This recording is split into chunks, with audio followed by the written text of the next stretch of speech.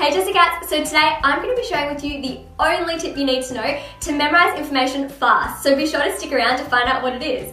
Also, if you're new to the Jessicat family, then click that little subscribe button so that you can take your study skills to the next level, because I upload weekly study tips and 3 study parties every Wednesday if you're in Australia, and I think it's every Tuesday if you're up north in the USA and Canada and other countries. So definitely click that little button here so that you can join in on all the Jessicat fun. So when it comes to memorizing information, we're taught in such a regimented way at school that it becomes boring and also time consuming. But what if I told you guys that memorizing information could actually be fun and that you could learn something in less than half the time as what you're doing it at the moment? Well, I'm going to share with you my tip today, so if you find it helpful, then give it a thumbs up to let me know and show me some love. So what is the secret to learning information fast?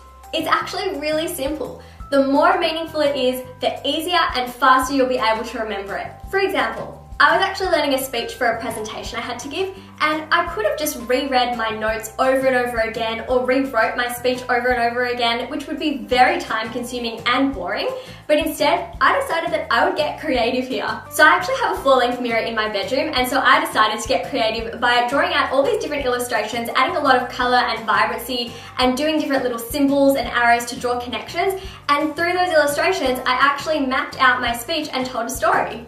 Here's another example that we can do together to show you just how effective this technique is. Take this photo over here of photosynthesis. Now you could just redraw this diagram to add a little bit more meaning into your notes, or you could turn it into a really interesting story. So I'm going to tell you a story now, and I want you to close your eyes and visualize everything that I say. This is a story of Rosie the Rose. Rosie the Rose was one of many roses in a big, beautiful garden, and her petals were the deepest of pink and her leaves were green and luscious. Every day, she would bask in the sun's rays and grow taller and stronger.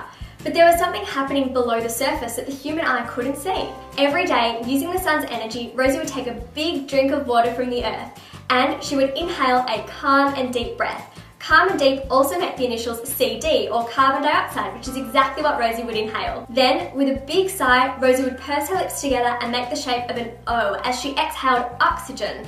As she would exhale oxygen, delicious little sticky candy would form all over Rosie's leaves. And the consistency of the sticky candy that would form on Rosie's leaves was almost like glue, and it happened to be glucose.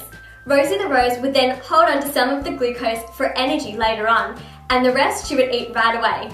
And just like that, you guys have learnt about the process of photosynthesis, the process of plants using light's energies, water and carbon dioxide to produce oxygen and glucose.